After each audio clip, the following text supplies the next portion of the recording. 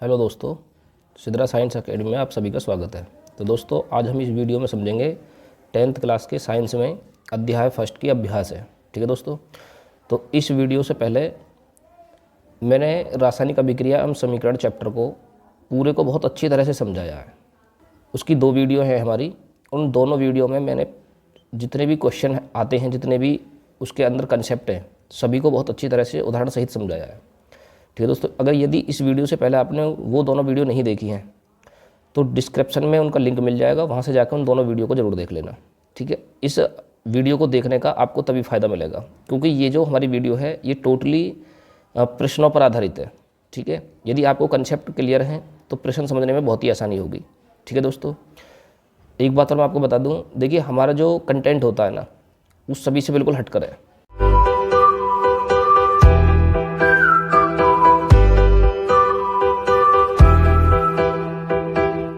तो चलिए शुरू करते हैं वीडियो को।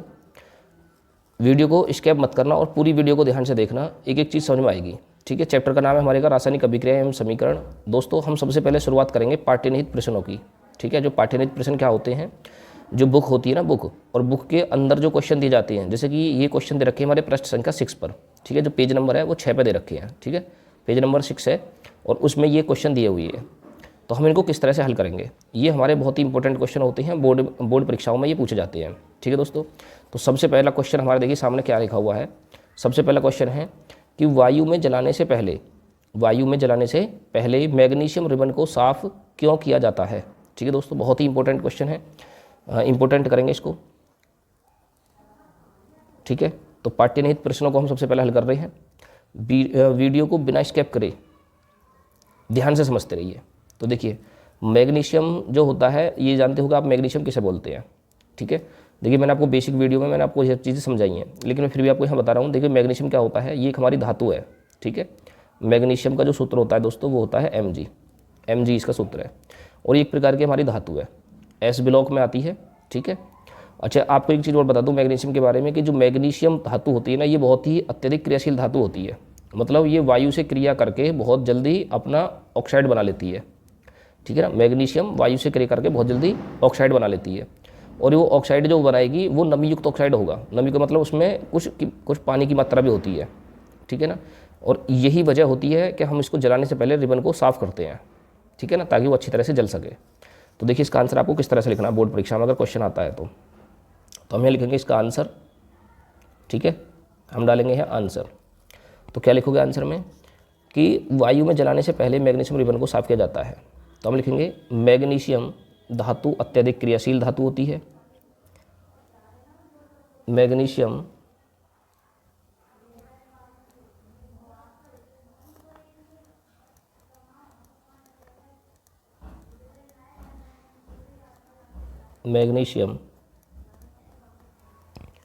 अत्यधिक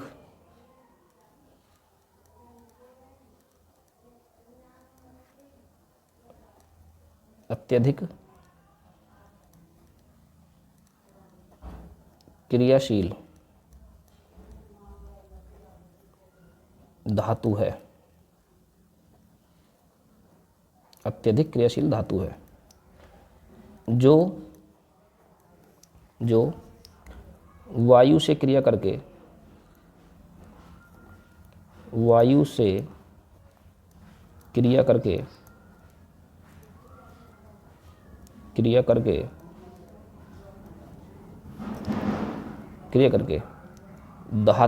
मैग्नीशियम ऑक्साइड मतलब ऑक्साइड बना लेती है। वायु से क्रिया करके ऑक्साइड बना लेती है।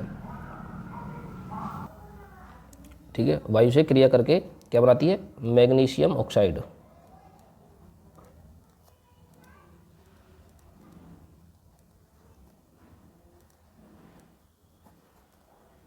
मैग्नीशियम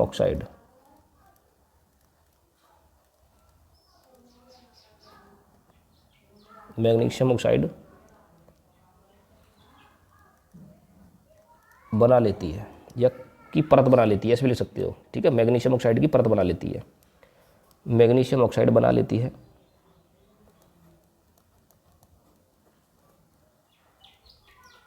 है जो नमी युक्त होती है। बना लेती है जो नमी युक्त होती है, ठीक है। जब हम इसको जलाते हैं तो फिर अच्छी तरह से जलती नहीं है, क्योंकि उसमें नमी है ना, गीली है। और उसको हम फिर क्या करते हैं कि इसको वायु में जलाने से पहले, आगे लिखेंगे, इसलिए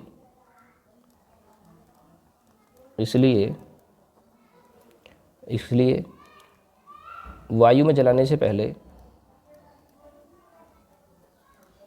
इसलिए वायु में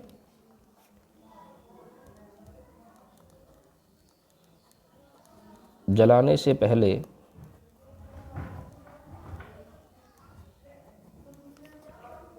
मैग्नीशियम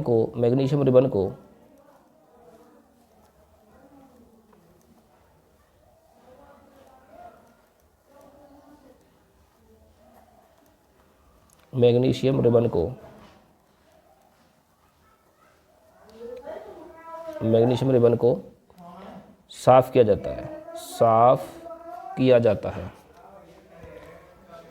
मैग्नीशियम रिबन को साफ किया जाता है, ठीक है दोस्तों।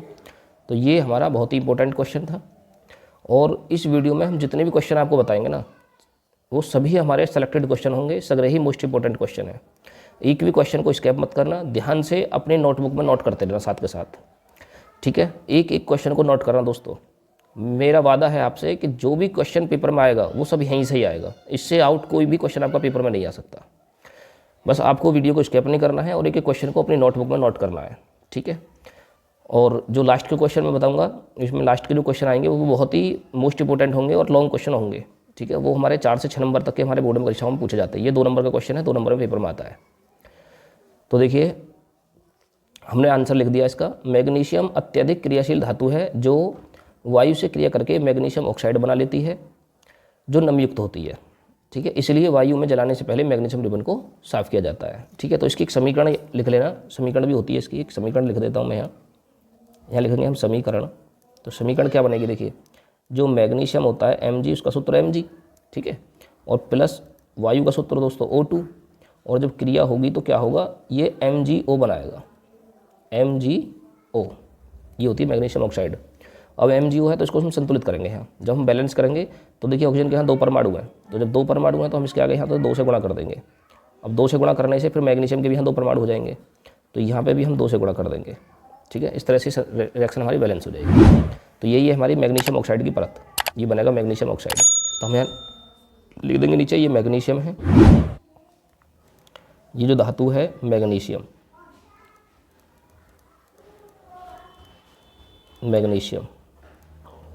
और ये है हमारी वायु, और ये है मैग्नीशियम ऑक्साइड, ठीक है दोस्तों। ये हो गया हमारा मैग्नीशियम ऑक्साइड, और वो भी कैसा है, नमी युक्त है, ठीक है। तो इस तरह से हमने पहला क्वेश्चन हल कर लिया है।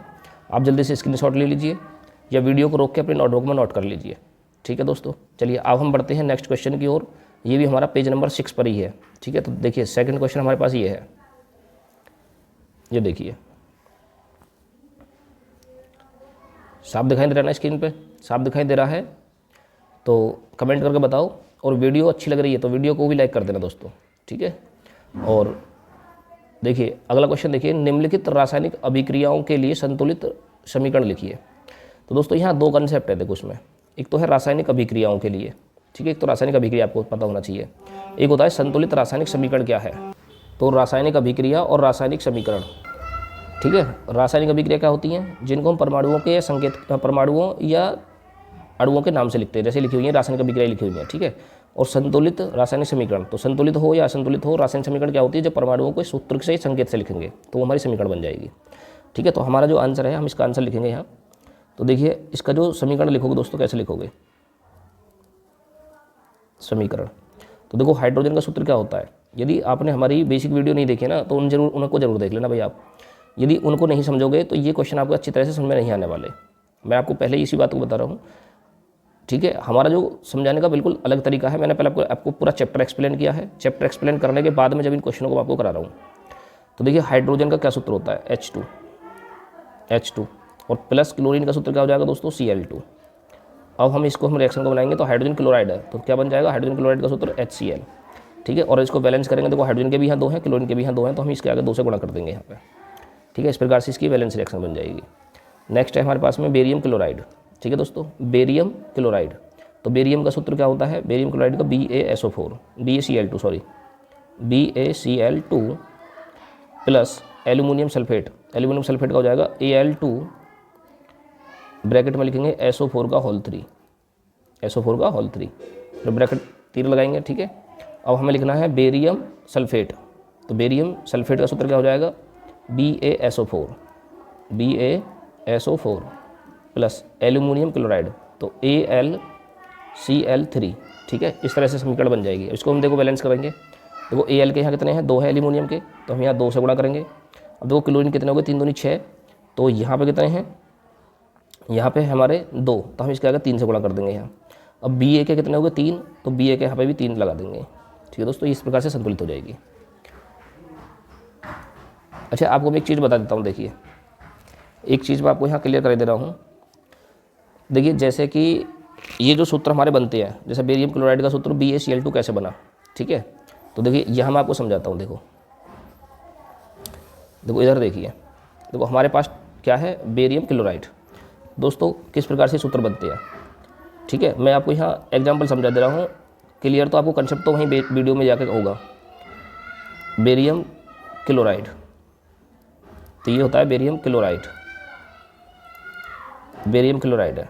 ठीक है, अब बेरियम क्लोराइड है तो बेरियम का सूत्र क्या होता है, देखिए बेरियम का आपको पहला सूत्र Ba पता होना चाहिए। और दोस्तों क्लोराइड किसके लिए लिखा जाता है, Cl के लिए लिखा जाता है। इसकी जो ऑक्सीकरण संख्या होती है वो +2 होती है, इसकी -1 होती है। यदि ऑक्सीकरण संख्या दोनों हमारी बराबर होती है तो काट देते हैं, और जब बराबर नहीं होती तो फिर तिरछी गुणा करते हैं, इसकी इसमें और इसकी इसमें। तो Ba की जब हम 1 में गुणा करेंगे तो दोस्तों हो जाएगा Ba, और Cl की जब हम 2 में गुणा करेंगे तो हो जाएगा Cl2। ठीक है, इस प्रकार से बेरियम क्लोराइड का सूत्र बनकर आता है BaCl2। ऐसे ही हमारा अगला है, देखो एल्यूमिनियम सल्फेट। ठीक है, एल्यूमिनियम सल्फेट का सूत्र क्या निकल गया, Al2SO4 का होल 3। तो देखिए किस प्रकार से निकल के आएगा। तो अगला यौगिक है हमारे पास में aluminium sulphate, aluminium sulphate, aluminium sulphate. एक एक कंसेप्ट क्लियर आएगा, समझ में आएगा अच्छी तरह से। बस आपको क्या करना है, वीडियो को स्किप नहीं करना है और ध्यान से समझनी है। देखो एल्यूमिनियम का क्या सूत्र हो जाएगा Al, और दोस्तों सल्फेट का सूत्र क्या हो जाएगा SO4। ठीक है, एल्यूमिनियम की जो ऑक्सीकरण संख्या है वो 3 है, और जो सल्फेट की है वो 2 है। ठीक है, यदि आपको ऑक्सीकरण संख्या याद नहीं है तो आप हमारी बेसिक वीडियो है, बेसिक, ठीक है, बेसिक के नाम से मिल जाएगी, बेसिक वीडियो के नाम से। और इसकी हमारी 3 वीडियो हैं। ठीक है, वीडियो 1, वीडियो 2 और वीडियो 3। आप ध्यान से तीनों वीडियो को देख लीजिए एक बार। ठीक है, समय निकाल के थोड़ा थोड़ा करके, एक दिन फर्स्ट वीडियो को देखो, दूसरे दिन सेकंड वीडियो को देखो, तीसरे दिन थर्ड वीडियो को देखो, इस तरह से तीनों वीडियो को देखिए और आपके बेसिक कंसेप्ट क्लियर हो जाएगा। तो जो ये ऑक्सीकरण संख्याएं हैं, संकेत है, एल्यूमिनियम के लिए क्या लिखेंगे, सल्फेट के लिए क्या लिखेंगे, इसका ऑक्सीकरण संख्या क्या लगाएंगे, सूत्र कैसे बनाते हैं, ये सब कंसेप्ट आपके वहाँ पर भी जाकर क्लियर हो जाएंगे। ठीक है, लिंक मैं आपको डिस्क्रिप्शन में दे दूँगा, वहाँ से आराम से देख लेना ध्यान से। देखिए अब आगे Al की हम 2 से गुणा करेंगे, क्योंकि ऑक्सीकरण संख्या दोनों के अलग अलग है। तो Al की 2 में गुणा करेंगे और SO4 की 3 में। तो जब Al की हम 2 में गुणा करेंगे दोस्तों ये आएगा Al2, और SO4 की 3 में गुणा करेंगे तो ये हो जाएगा SO4 का होल 3। इस तरह से Al2SO4 का होल 3। तो देखो ये भी हमारा क्वेश्चन यही तो है, ये रहा ना, Al2SO4 का होल 3। और इसी प्रकार से हमारा बेरियम सल्फेट और एल्यूमिनियम क्लोराइड बन जाएगा। ठीक है, वीडियो ज़्यादा लंबी हो जाएगी अगर मैं इस तरह से आपको एक्सप्लेन करूँगा, तो आप वहाँ से जाकर जरूर देख लेना, एक एक चीज़ समझ में आ जाएगी। देखिए अब आगे हम अगली समीकरण समझाते हैं। अगली समीकरण क्या है, सोडियम। तो सोडियम के लिए सूत्र क्या लगेगा दोस्तों, Na प्लस जल, तो जल के लिए सूत्र क्या लगेगा, H2O। तो हम लगेंगे यहाँ एरो, और एरो लगाने के बाद हम लिखेंगे यहाँ सोडियम हाइड्रोक्साइड का सूत्र क्या होगा, NaOH। ठीक है, जब आप वीडियो को देख लोगे तो ये सब अपने आप समझ में जाएंगे, आपको कुछ भी चीज़ रटने की या याद करने की जरूरत नहीं पड़ेगी। प्लस हाइड्रोजन का सूत्र क्या हो जाएगा, H2। ठीक है, इस तरह से हमारे रिएक्शन बन जाएगी। इसको बैलेंस कर लें। देखिए Na का 1 है, Na का यहाँ पे भी 1 है। ठीक है दोस्तों, हाइड्रोजन के यहाँ 2 है और हाइड्रोजन के इधर 3 है, तो हमें क्या करना पड़ेगा, इसके आगे हमें यहाँ 2 लगाना पड़ेगा। अगर हम यहाँ 2 लगाते हैं तो क्या हो जाएगी, देखते हैं। Na के 2 हो गए तो Na के यहाँ 2 लगा दिए, ऑक्सीजन के 2 हो गए तो फिर हमें यहाँ 2 लगाना पड़ेगा। हाँ सही है, यही से हो जाएगी। देखो अब हाइड्रोजन के हो गए 4, तो 2 हाइड्रोजन ये हो गए और 2 ये हो गए 4, और सोडियम के 2 हैं तो इधर 2 लगा दोगे, यहाँ ये समीकरण संतुलित बन जाएगी। ठीक है दोस्तों, तो ये इसका आंसर हो गया, ये इसका आंसर हो गया, एंड ये इसका आंसर हो गया। 3 समीकरण हैं इसमें, तीनों का हमने आंसर कर लिए हैं। ठीक है, जल्दी से आप स्क्रीनशॉट ले लो और अपनी नोटबुक में नोट बनाइए। नोट्स जो बनाने हैं दोस्तों बहुत ही साफ़ सुथरे हैंड राइटिंग में बनाने हैं, बहुत अच्छी तरह से। हमारा जो टारगेट है, ठीक है, 70 नंबर का पेपर होगा आपका, जो साइंस का पेपर होगा दोस्तों वो 70 नंबर का होगा। तो कम से कम आपके 65 प्लस नंबर होने चाहिए साइंस के अंदर थ्योरी में, ठीक है। 30 नंबर आपको प्रैक्टिकल के कॉलेज से मिलते ही हैं, तो 65 प्लस होने चाहिए। कोशिश ये करो कि 69 नंबर ही आएँ, ठीक है, एक नंबर भी हमारा ना कटे।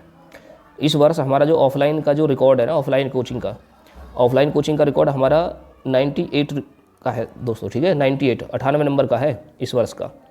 तो आप अगर ट्राई करोगे, आप कोशिश करोगे, थोड़ी सी हमारे साथ मेहनत करोगे तो 69 नंबर पक्का ले आओगे। तो चलिए, तो जल्दी से स्क्रीनशॉट ले लो यहाँ तक और नोट करते हैं, फिर आगे समझते हैं, ठीक है दोस्तों। ले लिया स्क्रीनशॉट, चलो ठीक है, समझते हैं आगे। तो देखिए क्वेश्चन नंबर 3 है हमारा, ये भी पेज नंबर 6 का ही है, ठीक है। ये सब पेज नंबर 6 के बता रहे हैं, जब पेज नंबर चेंज होगा तो मैं वहाँ बता दूंगा कौन से पेज नंबर का है। तो देखो क्वेश्चन है, निम्नलिखित अभिक्रियाओं के लिए उनकी अवस्था के संकेतों के साथ संतुलित रासायनिक समीकरण लिखिए। बिल्कुल सेम टू सेम क्वेश्चन है, उसी की तरह है, और ठीक है, ईजी होते ही, कुछ नहीं होता इसमें। तो देखो किस प्रकार से करना है हमें। पहला क्वेश्चन हमारे सामने क्या है, जल में बेरियम क्लोराइड तथा सोडियम सल्फेट के विलयन अभिक्रिया करके सोडियम क्लोराइड का विलयन तथा एगोनलशील बेरियम सल्फेट का अपक्षेप बनाते हैं, ठीक है। तो बहुत ही आसान है, कुछ नहीं है, हमें इसमें सिर्फ रिएक्शन लिखनी होती है। क्या लिखनी होगी दोस्तों, रिएक्शन। तो रिएक्शन कैसे लिखेंगे, देखिए जल के लिए इसमें कहा गया जल में है, ठीक है, तो मतलब लिक्विड फॉर्म में है, कहने का मतलब ये है। तो बेरियम क्लोराइड का आपको सूत्र लिखना है, तो क्या बनेगा, आएगा BaCl2 प्लस किसके साथ है, सोडियम सल्फेट के साथ है। तो सूत्र क्या बन जाएगा दोस्तों, Na2SO4, ठीक है। अब एरो तीर लगा के आगे लिखिए, देखिए क्या कह रहा है, ये कह रहा है कि अभिक्रिया करके सोडियम क्लोराइड बनाते हैं, मतलब NaCl बनाते हैं, साधारण नमक जिसे हम कहते हैं, का विलयन और बेरियम सल्फेट बनाते हैं, और वो भी कैसा, अवक्षेप के रूप में, एगोनलशील अवक्षेप। तो बेरियम सल्फेट का सूत्र हो जाएगा दोस्तों BaSO4, ठीक है। बैलेंस करेंगे इसको, देखो बैलेंस करने के लिए क्या करना पड़ेगा, देखो बेरियम कितने हैं, 1, तो इधर भी 2 दोस्तों, बेरियम 1 ही है, और देखो इधर क्लोरीन कितने हैं, 2, क्लोरीन 2 है, इधर क्लोरीन 1 है। तो हमें क्या करना होगा, हमें इसके आगे यहाँ 2 से मल्टीप्लाई करनी पड़ेगी, और जब हम 2 से मल्टीप्लाई करेंगे तो यहाँ सोडियम के भी अणु जो हो जाएंगे वो 2 हो जाएंगे, ठीक है। जो सोडियम परमाणु हैं वो 2 हो जाएंगे, तो सोडियम के ऑलरेडी पहले से ही 2 परमाणु हैं। तो इस प्रकार से हमारी रिएक्शन कंप्लीट हो जाती है, ठीक है। आगे बात समझ में, वीडियो अच्छी लग रही हो तो वीडियो को लाइक कर देना, ठीक है, और दोस्तों के साथ भी शेयर कर दिया करो। चलिए आगे देखिए, सेकंड क्वेश्चन है हमारे पास, सोडियम हाइड्रोक्साइड का विलयन हाइड्रोक्लोरिक अम्ल के विलयन से अभिक्रिया करके सोडियम क्लोराइड का विलयन तथा जल बनाते हैं, ठीक है। कुछ नहीं है, वेरी सिंपल रिएक्शन है। देखिए सोडियम हाइड्रोक्साइड, सूत्र क्या बन जाएगा, NaOH का विलयन, ठीक है, हाइड्रोक्लोरिक अम्ल के विलयन से। तो हाइड्रोक्लोरिक अम्ल का सूत्र दोस्तों HCl होता है, HCl, तीर लगाएंगे। अब देखो आगे क्या करेंगे, हाइड्रोक्लोरिक अम्ल के विलयन से अभिक्रिया करके सोडियम क्लोराइड मतलब NaCl बनाएगा, और प्लस सोडियम क्लोराइड तथा जल बनाता है, क्या बनाएगा, जल, H2O बना देगा, ठीक है। ऑलरेडी रिएक्शन बैलेंस है पहले से ही, देखो Na का 1 है, Na का इधर भी 1 है, OH, ठीक है, हाइड्रोजन 1 और एक हाइड्रोजन 2, तो हाइड्रोजन 2 हो गई, ऑक्सीजन भी 1 है, ऑक्सीजन इधर भी 1 है, ठीक है, क्लोरीन 1 है, क्लोरीन 1 है, सब बराबर है। और ये हो जाएगा हमारा सोडियम हाइड्रोक्साइड, नाम लिखना चाहो लिख सकते हो, सोडियम हाइड्रोक्साइड, हाइड्रोक्लोरिक अम्ल, सोडियम क्लोराइड और जल, ठीक है दोस्तों। तो देखिए अब ये हमारे पेज नंबर 6 के क्वेश्चन कंप्लीट हो गए हैं। अब आते हैं हमारे प्रश्न संख्या 15 के क्वेश्चन। ये आगे हमारा प्रश्न संख्या 15, ठीक है। प्रश्न संख्या 15 का जो क्वेश्चन है ये बहुत ही ज़्यादा इंपॉर्टेंट क्वेश्चन है, ये सभी हमारे सिलेक्टेड क्वेश्चन है, सगले इंपॉर्टेंट है, ठीक है। तो कुछ जो ज़्यादा ही मोस्ट इंपॉर्टेंट होता है, जो ज़्यादा रिपीटेड क्वेश्चन है, जो ज़्यादा हर साल पूछा जाता है, मैं उसको वहाँ बता देता हूँ तुम्हें। तो देखिए ये भी क्वेश्चन हमारा बहुत ही ज़्यादा इंपॉर्टेंट है, ठीक है। देखिए क्वेश्चन को पढ़िए ध्यान से, क्या है, जब लोहे की कील को कॉपर सल्फेट के विलयन में डुबोया जाता है तो विलयन का रंग क्यों बदल जाता है, ठीक है। तो देखिए दोस्तों, मैंने इसका क्वेश्चन का जो आंसर है वो नोट कर दिया है, ठीक है। वीडियो काफ़ी लंबी हो जाती है, लिखने में समय लग जाता है, तो थोड़ा सा मैंने इसको पहले लिख दिया। तो देखिए अब समझ लीजिए, देखो लोहा कॉपर से अधिक क्रियाशील धातु होता है, ठीक है, जिससे लोहा कॉपर को उसके संगठन से या उसके स्थान से विस्थापित कर देता है। इसलिए लोहे की कील को कॉपर सल्फेट के विलयन में डालते हैं, तो डालने से इसका विलयन का रंग बदल जाता है, ठीक है। तो देखो इसकी जो एक समीकरण बनती है, उसकी समीकरण क्या बनेगी, ठीक है। तो इसकी एक समीकरण बनती है दोस्तों, तो क्या समीकरण बनेगी कि जो लोहा होता है, लोहे का सूत्र हो जाएगा दोस्तों Fe, लोहे का सूत्र Fe प्लस इसको डालते हैं हम किसमें, कॉपर सल्फेट में, CuSO4 में। तो ये क्या है, ये इसकी तुलना में अधिक क्रियाशील होता है, क्योंकि जो हमारी सक्रियता श्रेणी होती है उसको आयरन को कॉपर से ऊपर रखा गया है, ठीक है।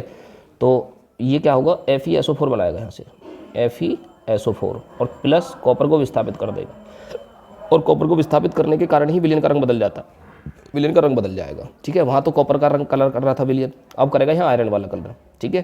तो इसलिए विलयन का रंग जो वो चेंज हो जाएगा, ठीक है। तो याद रख लेना। देखो लोहा कॉपर से अधिक क्रियाशील धातु है, जिससे लोहा कॉपर को उसके स्थान से विस्थापित कर देता है, इसलिए लोहे की कील को कॉपर सल्फेट के विलयन में डुबोया जाता है तो विलयन का रंग बदल जाता है। ठीक है, वजह क्या है? वजह यही है कि जो आयरन है वो अधिक क्रियाशील है कॉपर से, तो उसके स्थान से विस्थापित होने के कारण ये इसको चेंज कर देगा। ठीक है, तो यहाँ लिख देना आयरन या लोहे की वस्तु या लोहे की कील। ठीक है, कुछ भी लिख देना आयरन। ये हो गया दोस्तों copper sulphate, copper sulphate, copper sulphate. ये हो गया है आयरन सल्फेट, आयरन सल्फेट। ठीक है, आयरन सल्फेट। और ये क्या हो जाएगा दोस्तों? कॉपर। ये हो जाएगा यहाँ कॉपर। क्लियर? तो चलिए आगे अगला क्वेश्चन समझते हैं। देखिए अगला क्वेश्चन क्या कह रहा है। तो देखिए आगे दोस्तों क्वेश्चन है हमारा क्वेश्चन नंबर 2। ठीक है, क्वेश्चन नंबर 2 है और ये क्रियाकलाप पर आधारित क्वेश्चन है। ठीक है ना, और ये पेज नंबर हमारा 15 पे। और ये जो मैं पेज नंबर बता रहा हूँ ना दोस्तों, आपको एनसीईआरटी बुक के बता रहा हूँ। ठीक है, यदि आप पे एक्टिव पब्लिकेशन या अरिहंत पब्लिकेशन या अन्य कोई पब्लिकेशन की किताब है तो उसमें पेज आगे पीछे हो सकता है। ठीक है, क्वेश्चन सभी मिल जाएंगे, क्वेश्चन एक का एक क्वेश्चन मिलेगा, तो आप आगे पीछे मैच कर लेना, मिला लेना। ठीक है, और ये अभ्यास के प्रश्न नहीं है दोस्तों, ये हमारे पाठ्यरीत प्रश्न है जो बुक के अंदर के क्वेश्चन होते हैं। अभ्यास के प्रश्न में भी आगे समझाऊंगा इसी वीडियो में। ठीक है, तो देखिए देखते रहिए क्वेश्चन। तो क्वेश्चन है हमारा क्रियाकलाप 1.10 से भिन्न। ठीक है, 1.10 में कोई क्रियाकलाप दे रखा है तो उससे हमें भिन्न मतलब उससे अलग द्विविस्थापन अभिक्रिया का एक उदाहरण देना है। तो द्विविस्थापन अभिक्रिया का हमें क्या करना है? एक उदाहरण देना है।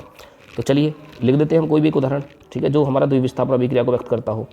तो द्विविस्थापन अभिक्रिया क्या होती है? जिसमें हमारे आयनों का आदान प्रदान होता है। ठीक है, जैसे कि मान लो CuSO4 है, CuSO4। ठीक है, और प्लस ये क्या करे? HCl से क्रिया करवा दे, HCl से, हाइड्रोक्लोरिक अम्ल से। तो क्या होगा कि यहाँ CuCl2 बन जाएगा। ठीक है, CuCl2 और प्लस H2SO4, H2SO4। ठीक है दोस्तों, तो संतुलित करने के लिए हम यहाँ 2 से गुणा कर देंगे इसके आगे, तो बन जाएगा। यहाँ लिख देंगे हम कॉपर सल्फेट, इसका नाम हो जाएगा कॉपर सल्फेट, कॉपर सल्फेट।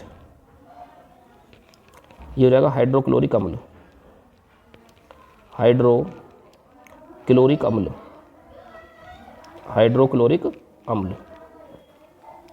ठीक है, और ये हो जाएगा क्यूप्रिक क्लोराइड या copper chloride, copper chloride, copper chloride. और ये हो जाएगा सल्फ्यूरिक अम्ल, सल्फ्यूरिक अम्ल। क्या हो जाएगा? ये सल्फ्यूरिक अम्ल। ठीक है, तो देखिए नेक्स्ट क्वेश्चन है हमारे पास में क्वेश्चन नंबर 3। निम्न अभिक्रियाओं में उपचयित तथा अपचयित पदार्थों को पहचान कीजिए, पदार्थों की पहचान कीजिए। तो ये हमारे पदार्थ दे रखे हैं। ठीक है, तो हमें क्या करना है? सबसे पहले हम यहाँ लिख लेंगे अपचयित कौन सा है, उपचयित कौन सा है। तो ए पॉइंट हम लिख देते हैं यहाँ, क्योंकि 2 पूछ रहा है वो, एक तो उपचयित पूछ रहा है, एक अपचयित पूछ रहा है। ठीक है, तो हम पहले लिख देंगे यहाँ उपचयित, उपचयित। ठीक है ना, अपचयन उपचयन अभिक्रिया आपने पढ़ी होंगी, ये वहाँ से क्वेश्चन है। उपचयित और दूसरा होता है दोस्तों अपचयित। ठीक है, उपचयित और अपचयित। तो बताइए यहाँ किसका अपचयन हो रहा है? तो अपचयन का मतलब क्या होता है? रिडक्शन, और उपचयन का मतलब ऑक्सीडेशन। तो ऑक्सीडेशन में ऑक्सीजन में वृद्धि होती है। तो देखिए यहाँ सोडियम के साथ ऑक्सीजन नहीं है और इधर सोडियम के साथ ऑक्सीजन जुड़ गया। ठीक है, तो यहाँ जब सोडियम के साथ ऑक्सीजन जुड़ गया तो क्या हो गया है? तो हम कहेंगे यहाँ जो सोडियम है, सोडियम के साथ इसमें हो रहा है यहाँ उपचयन। ठीक है, तो उपचयित पदार्थ कौन है? सोडियम। तो उपचयित मतलब सोडियम का अपचयन हो रहा है, तो यहाँ लिख देंगे हम सोडियम। इसके आगे क्या लिख देंगे हम? यहाँ सोडियम उपचयित हो रहा है। ठीक है, इसमें कोई पदार्थ अपचयित हो ही नहीं रहा हमारा, अपचयित हो नहीं रहा क्योंकि ऑक्सीजन को हम देखते नहीं है कभी भी। तो ऑक्सीजन को हमें कभी देखना नहीं होता, हम देखते हैं ऑक्सीजन को छोड़कर जो भी परमाणु होता है उसमें ऑक्सीजन की वृद्धि हो रही है, कमी हो रही है। तो यहाँ दोस्तों ऑक्सीजन के साथ वृद्धि हो रही है। यहाँ आगे देखिए, देखो यहाँ पे सोडियम है केवल अकेला, और यहाँ जब आप देखोगे जाकर यहाँ तो क्या बन रहा है? यहाँ सोडियम ऑक्साइड बन रहा है। तो सोडियम के नाम के आगे जुड़ गई ना सोडियम ऑक्साइड, तो इसलिए क्या हो जाएगा? सोडियम उपचयित हो जाएगा। ठीक है, देखिए नेक्स्ट क्वेश्चन में देखिए यहाँ पे कॉपर के साथ, यहाँ देखिए कॉपर के साथ में यहाँ पे, यहाँ कॉपर के साथ देखो ऑक्सीजन है, लेकिन यहाँ कॉपर के साथ ऑक्सीजन नहीं है, तो इसमें क्या हो जाएगा? इसका अपचयन हो जाएगा। यहाँ अपचयित या अपचयन, अपचयित पदार्थ। कौन अपचयित पदार्थ? जल्दी से बताओ दोस्तों, कौन है? कॉपर। कौन है यहाँ अपचयित पदार्थ? कॉपर।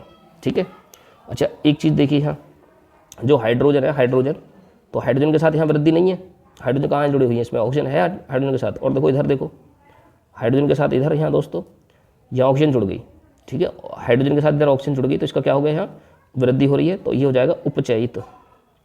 ये क्या हो जाएगा, उपचयित। हाइड्रोजन इसमें उपचयित हो रहा है, ठीक है। तो इसमें सिर्फ एक ही पदार्थ था, एक ही स्टेप की रिएक्शन थी, इसमें दोनों का उपचयन भी हो रहा है, अपचयित भी हो रहा है, ठीक है। बात समझ में आ गई?